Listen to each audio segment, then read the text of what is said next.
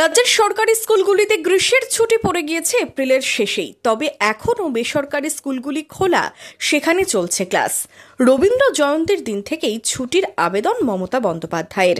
বুধবার নবান্নে সাংবাদিক বৈঠকে আর্জি মুখ্যমন্ত্রী মমতা ব্যানার্জির।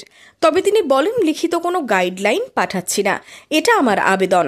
বেসরকারি স্কুলগুলিকে কি আবেদন করলেন মুখ্যমন্ত্রী? আমি ইংলিশ মিডিয়াম স্কুলগুলোকেও রিকোয়েস্ট করব, এর জন্য আমরা লিখিত কোনো গাইডলাইন্স পাঠাচ্ছি না,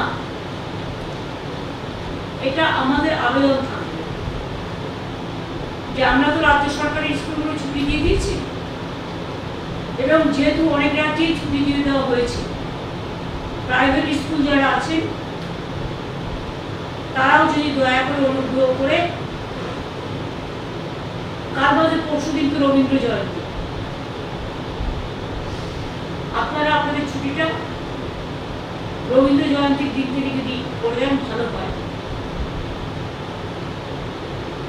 বাচ্চারা যাতে বাড়ি থাকে আপনি ভালো, বাড়ি থেকে পড়াশোনা কিছু না, আপনাদের তো ছুটি হবে, হয়তো কেউ আর 10 দিন বাদে দেবেন, কেউ আর 7 দিন বাদে দেবেন, কেউ আর 5 দিন বাদে দেবেন, যেটা আমরা 7 দিন আগে দিয়ে দিয়েছি। কাজে এটা লক্ষ্য রাখার জন্য